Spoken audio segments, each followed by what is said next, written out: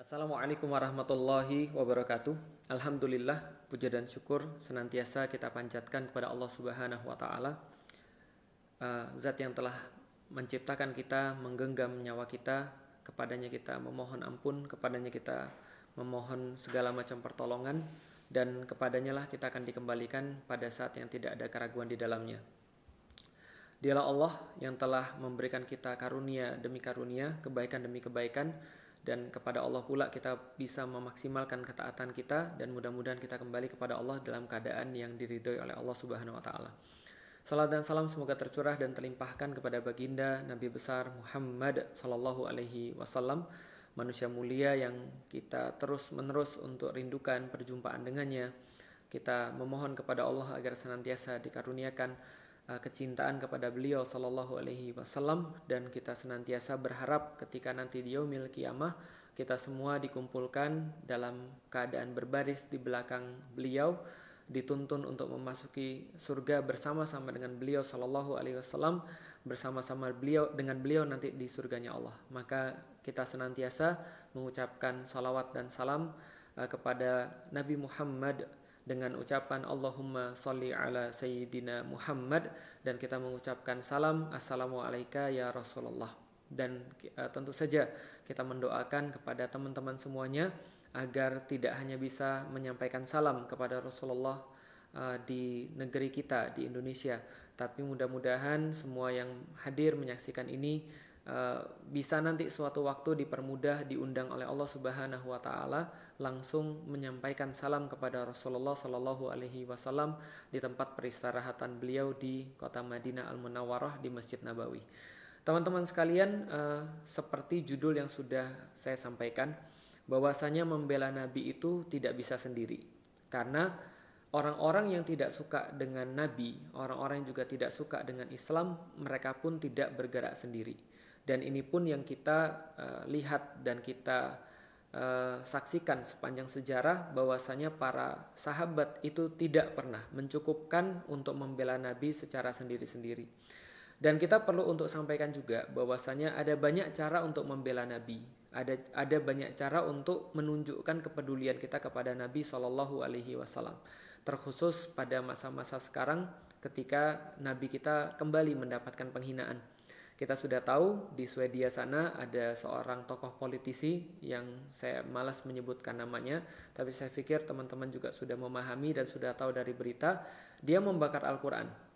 Dan tidak hanya membakar Al-Quran di depan kedubes Turki, tapi juga membuat postingan-postingan yang menjelekkan Nabi, yang kemudian melakukan penistaan dan penghinaan terhadap Islam. Nah, pertama-tama ini adalah sebuah curhat ya teman-teman sekalian.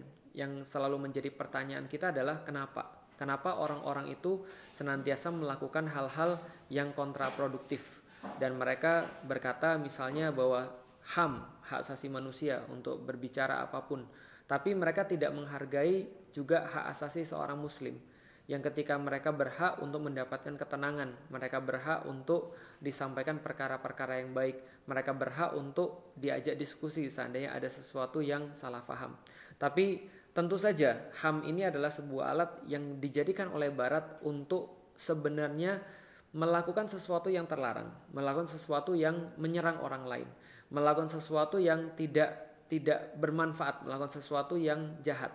Dalam hal ini menghina Nabi Shallallahu Alaihi Wasallam. Jadi kita selalu bertanya atas dasar apa sih sebenarnya? Kalau mereka berkata selama ini bahwa Islam itu keras, mereka berkata Islam itu radikal, mereka berkata Islam itu ekstrim.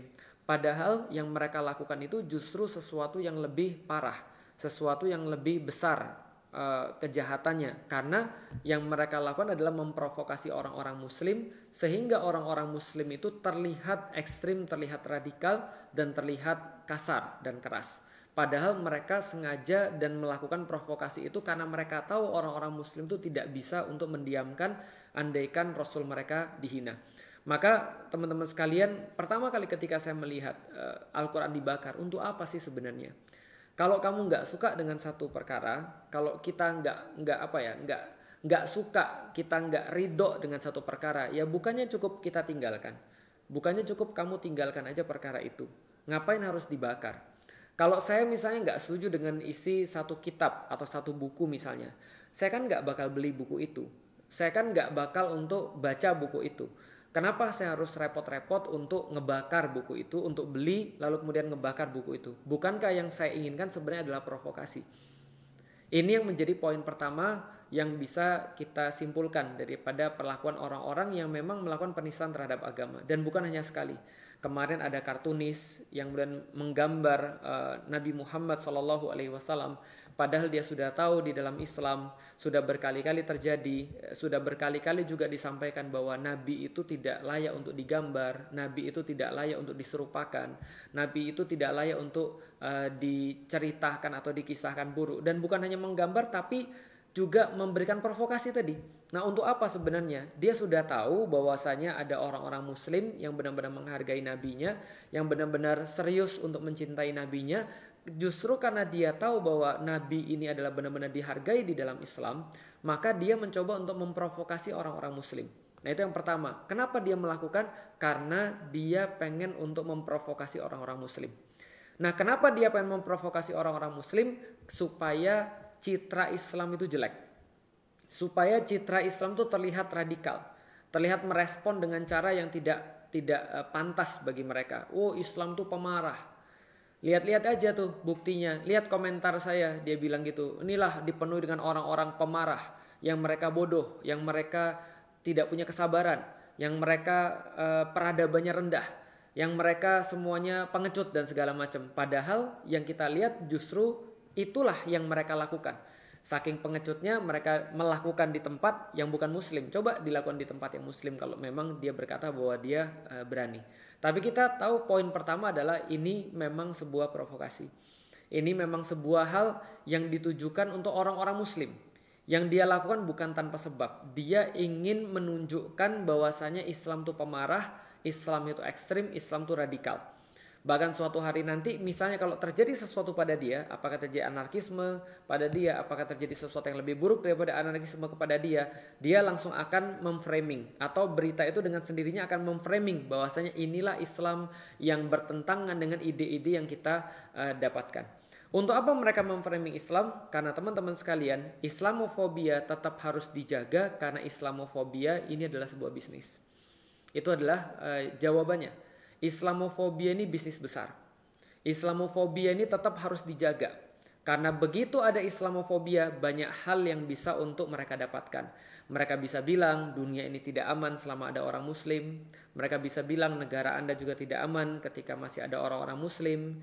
Mereka bisa bilang bahwasanya radikalisme masih ada di tempat Anda. Maka yang harus Anda lakukan adalah program deradikalisasi, program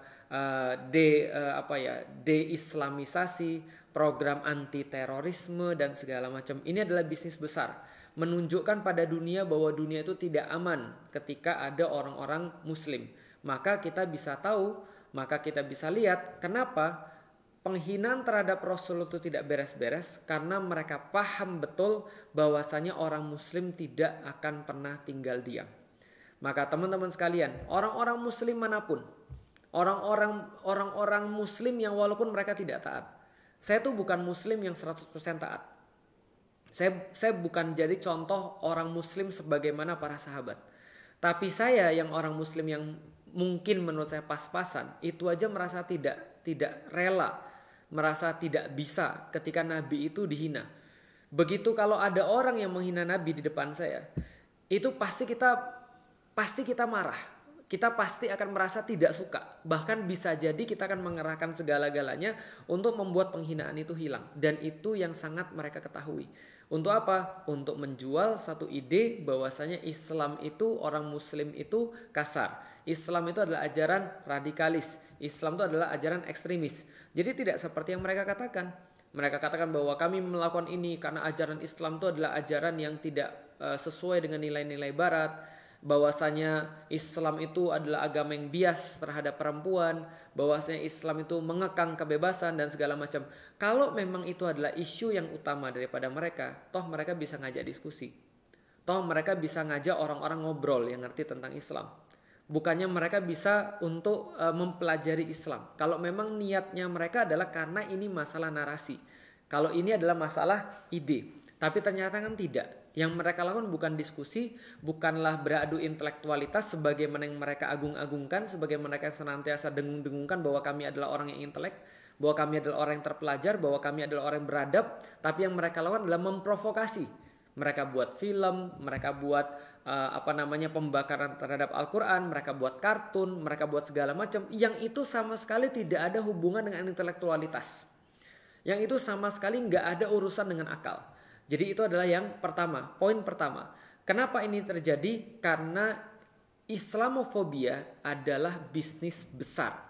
Bisnis besar secara internasional, bisnis besar secara nasional. Ini bisnis besar banget. Dan teman-teman kalau mau iseng coba lihat aja berapa banyak uang yang sudah dikeluarkan, uang yang akan dikeluarkan, yang sudah dikeluarkan untuk kemudian urusan deradikalisasi ini worldwide, teman-teman sekalian. Dalam setiap program pasti akan ada deradikalisasi yang selalu dikaitkan dengan anti terorisme, dan itu ditujukan pada apa? Pada Islam. Dan kenapa mereka melakukan ini? Karena growth Islam sangat besar sekali. Karena kalau kita lihat dari segi data, dari segi statistik, maka orang-orang yang mengidolakan Rasulullah Muhammad makin lama makin besar, makin tidak terbendung. Di Inggris misalnya, atau di Eropa yang kemarin saya dapat bahwasanya nama Muhammad ini adalah nama pertama yang paling tinggi dipakai di kelahiran anak-anak. Berarti kan minimal ada orang-orang muslim yang lahir banyak, atau banyak orang yang convert kepada Islam. Walaupun mungkin orang bilang ya itu refugee, itu adalah pengungsi, tapi ternyata di Eropa pertumbuhan Islam ini sangat tinggi sekali. Maka mereka perlu untuk meredam, menekan pertumbuhan Islam. Yuridu liyutfi'u nurullahi biafwahihim. Mereka yuriduna liyutfi'u nurullahi biafwahihim. Mereka berusaha untuk menginginkan agar agama Allah ini hilang. Dan itu adalah salah satu yang mereka lakukan adalah dengan surprise orang-orang muslim. Supaya orang-orang muslim tidak berkembang. Dengan isu apa? Dengan isu Islamofobia. Akhirnya orang-orang barat yang gak ngerti mengatakan bahwa oh ya, Islam ini adalah ancaman bagi barat. Islam adalah threat buat peradaban barat. Ini adalah yang mereka coba untuk lakukan. Ini adalah poin yang pertama. Poin yang kedua, teman-teman sekalian selalu dirahmati Allah, bahwasanya kita tuh gak bisa bela Nabi sendiri. Bahwasanya seorang Felix Xiao tetap aja seorang Felix Xiao. Bahwasanya Felix Xiao bersama dengan jamaah di sini pun, teman-teman yang nonton ini pun, kita adalah tetap hanya kumpulan orang, komunitas yang kita punya keterbatasan. Sementara orang-orang yang menghina Islam itu mereka di backup oleh negara. Setidaknya mereka di backup oleh hukum legal negara. Dia bilang sendiri, saya bakar Al-Quran ini adalah legal. Karena Al-Qurannya saya beli sendiri, punya saya sendiri, sah-sah saja kalau saya mau membakar barang-barang saya sendiri. Kan gitu. Sah-sah saja dong, apa salah saya? Karena legalnya memang seperti itu. Dia bisa mengatakan ini legal di negara saya. Maka saya di backup oleh negara. Lalu dia bilang, ini ada banyak orang-orang nih yang ngacau di tempat saya nih. Ngacau di TL saya, ngacau di komen saya. Padahal itu memang dia inginkan. Ada dari Turki sama Indonesia dia bilang, yang ngacau. Berapa banyak pun kita komen di sana, dia malah senang karena dia berhasil. Kenapa dia berhasil? Dia bisa mengambil sebuah contoh tentang Islam tuh radikal, Islam tuh ekstrim, orang-orang Islam tuh tukang marah-marah, orang-orang Islam itu orang-orang yang mau bunuh orang dan segala macam. Dia bangga, saya mendapatkan ancaman dan segala macam daripada orang-orang bodoh ini dan seterusnya. Nah, ini memang provokasi. Kenapa? Karena dia di backup oleh negara. Karena itulah kita bisa melihat dalam sejarah penghinaan terhadap Rasulullah Shallallahu Alaihi Wasallam itu tidak akan bakal berhenti. Tidak akan bakal berhenti selama kita sebagai individu yang komen di kemudian Instagram itu, atau kita sebagai komunitas yang melakukan misalnya unjuk rasa, yang melakukan apapun, atau kita sebagai kelompok, itu tidak cukup. Kenapa? Karena dia di backup oleh negara. Karena dia merasa pede karena negaranya melindungi dia. Begitu kemudian ada orang yang misalnya melakukan kekerasan kepada dia di negara dia misalnya, orang yang ditangkap yang mana kira-kira? Yang ditangkap apakah yang membakar Al-Quran? Atau orang yang bereaksi ketika Rasulnya dihina dan Al-Quran dibakar, mukul dia misalnya? Atau melukai dia misalnya? Siapa yang kemudian yang dihukum? Yang dihukum pasti orang-orang yang melukai dia. Padahal dia memprovokasi. Apakah ada pasal yang bisa dikenakan pada dia? Perbuatan tidak menyenangkan misalnya?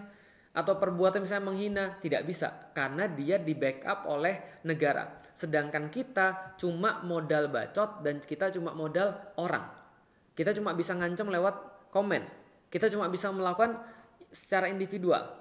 Kita cuma bisa unjuk rasa misalnya, yang paling tinggi pun. Tapi kita tidak punya negara yang backup kita sebagaimana dia di backup oleh negara, oleh legal. Karena itulah di masa yang lalu, ketika Islam masih di backup oleh negara, ketika Khilafah Utsmani masih ada misalnya, terserah ada orang yang berkata bahwa oh khilafah nggak boleh, saat khilafah tuh nggak ada, itu cuma di dalam buku sejarah. Tapi di dalam buku sejarah menyebutkan bahwa ketika khilafah masih ada, ketika Abdul Hamid II masih memimpin, maka Abdul Hamid tidak mentolerir orang-orang yang ada di Inggris dan Perancis ketika mereka bahkan cuma mau mementaskan drama tentang Rasulullah yang dibuat oleh Voltaire. Jadi Voltaire, salah satu pembaharu dari Perancis, itu sempat membuat drama tentang Nabi Muhammad. Dan tentu saja ini adalah drama yang sangat menghina. Maka Abdul Hamid bilang, kalau kalian berani untuk membuat sesuatu drama tentang Nabi kami dan mementaskan itu ke publik, maka saya akan menggerakkan jari, yang jari saya ini akan menggerakkan ratusan ribu orang muslim ke negara Anda. Kalau Anda berani. Kenapa? Karena orang-orang muslim itu saya fasilitasi dengan negara saya untuk deal dengan Anda, yang Anda juga punya backing negara. Ayo kita adu nih antara negara nih, gitu loh. Dia punya Swedia nih. Kalau andaikan Abdul Hamid masih ada, kalau seandainya Turki Utsmani masih ada, pasti Turki Utsmani bergerak. Tapi kenapa Turki diam? Padahal pembakaran di depan kedubes mereka. Karena Islam tidak di backup oleh negara. Itu problemnya. Jadi dia di backup negara, kita nggak di backup oleh negara. Padahal dulu ketika kita di backup oleh negara, Prancis mau melakukan, kita bisa ultimatum. Dia pindah ke Inggris. Inggris bilang, ya udah biar kami aja yang melakukan pementasan itu.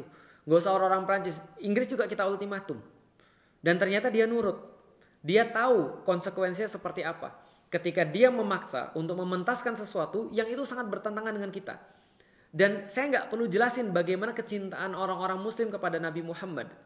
Saya nggak perlu menjelaskan bagaimana hukum orang-orang menghina Nabi Muhammad. Kita udah jelasin itu semua dan mereka tahu persis. Karena mereka tahu persis itulah mereka melakukan itu.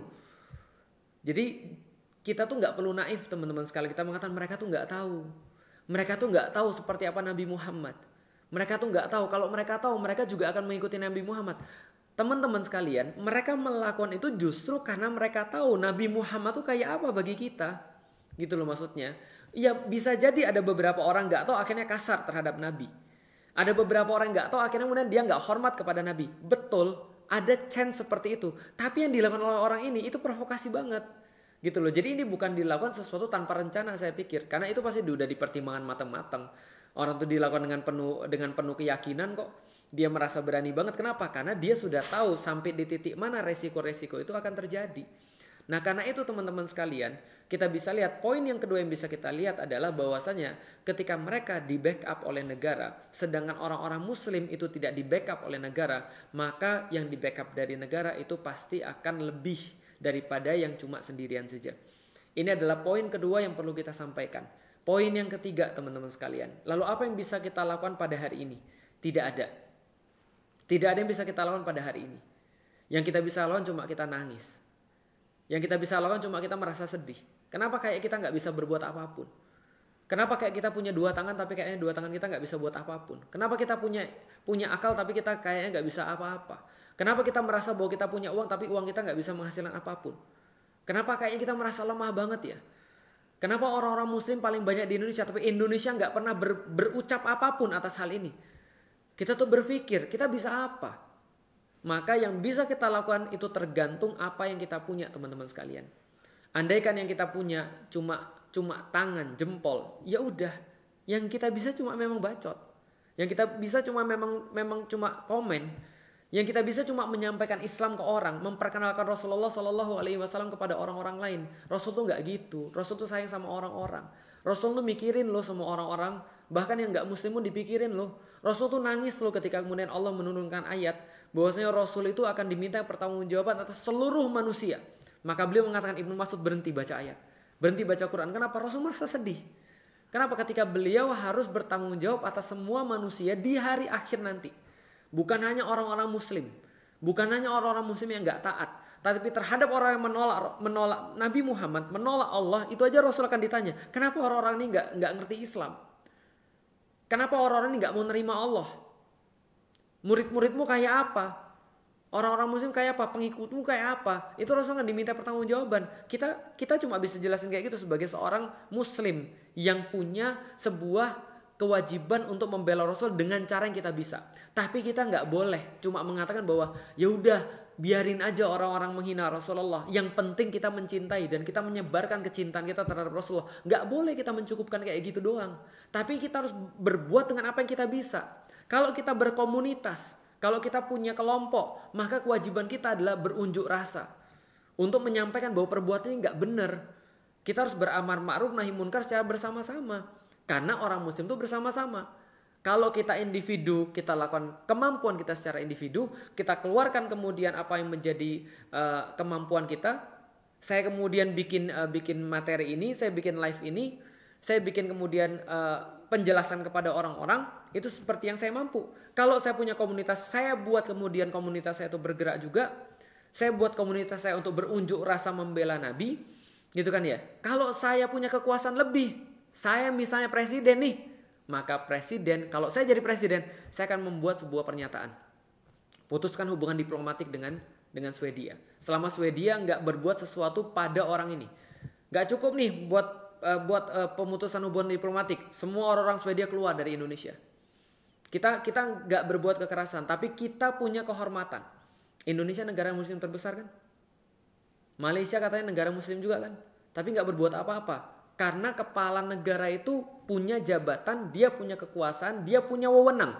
Maka dia sebagai seorang muslim akan ditanya. Orang-orang nggak bisa bilang, oh itu kan cuma urusan agama, ini kan urusan negara. Lah kalau gitu untuk apa kalau gitu kita menyandang negara muslim terbesar? Kan gitu. Kalau saya menjadi presiden, saya katakan putusin hubungan diplomatik sekarang juga. Kalau nggak mau tuh ngurusin urusan, usir dubesnya. Kita tunjukin juga kalau kita juga bisa melakukan sesuatu sesuka kita. Bukan hanya orang-orang yang lain yang bisa melakukan sesuatu sesuka mereka. Kan gitu.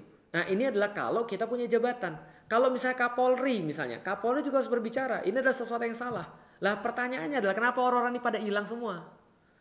Ketika ada urusan muslim aja. Misalnya contoh ada orang-orang muslim melakukan sesuatu yang mereka anggap radikal gitu misalnya. Semua keluar. Gitu kan ya.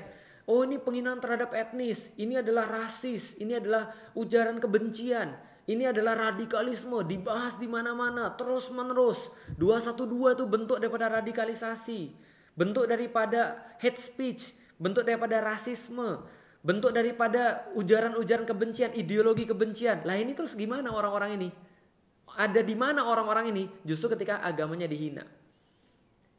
Yang suka kemudian jagain tempat ibadah orang lain. Dengan alasan bahwa Islam tuh tidak ramah terhadap agama lain. Coba lihat, kita itu nggak pernah mulai sama sekali. Dalam sejarah itu kita tidak pernah mulai sama sekali. Toleransi versi mereka kan kalau seandainya orang-orang di luar Islam aja yang jadi problem, yang jadi korban seolah-olah. Tapi toleransi itu nggak pernah ada pada orang Muslim. Nggak pernah ada orang-orang ketika gini ya teman-teman sekalian ya. Jadi gini, kalau ada orang Muslim, dia bakar Alkitab misalnya ya. Saya yakin tuh MUI akan bilang tangkap orang itu.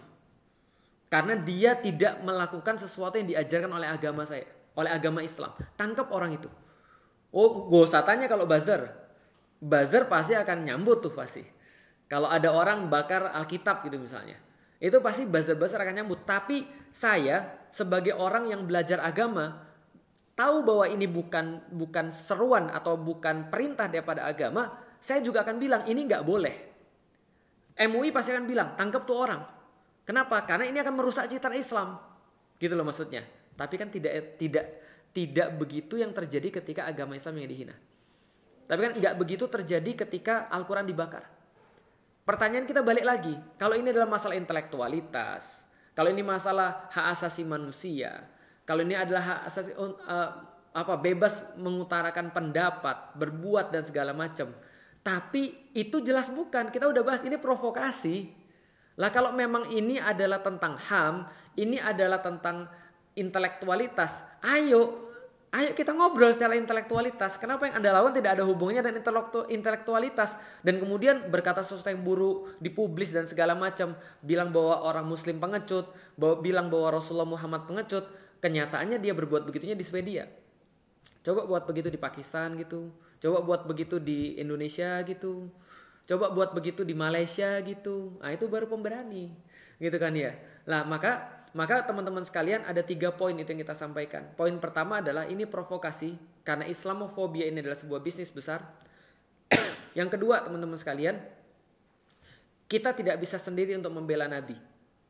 Membela Nabi itu harus bersama-sama. Yang ketiga, apa yang harus kita lakukan sekarang sesuai dengan apa yang kita bisa.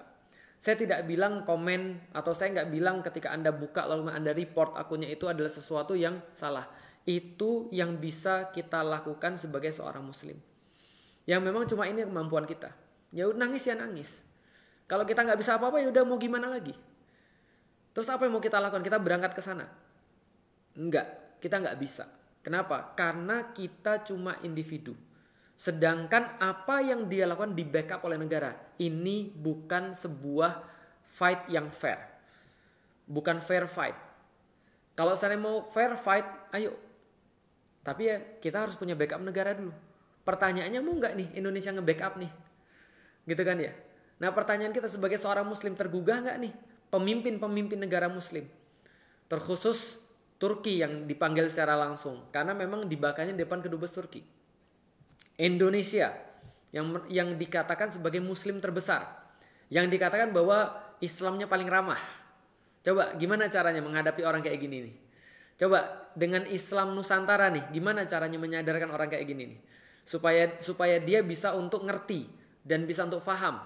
Bukan faham ya, tapi ya dia faham kedudukan Nabi, makanya dia buat itu. Kita sudah bahas. Tapi supaya orang ini berhenti daripada memprovokasi dan supaya tidak terjadi lagi hal kayak gini. Nggak ada cara lain kecuali sejarah sudah mengatakan kepada kita harus di backup oleh negara.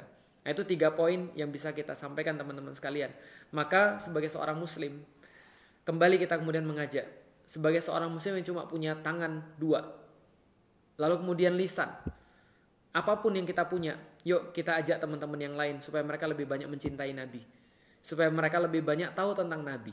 Supaya mereka bisa ngasih tahu pada orang-orang yang lain. Yang benar-benar niat tulus karena mereka nggak tahu Nabi. Maka mereka belum mencintai Nabi. Untuk ngasih tahu pada orang-orang tipe kayak gini. Yang kedua, kita harus sadar.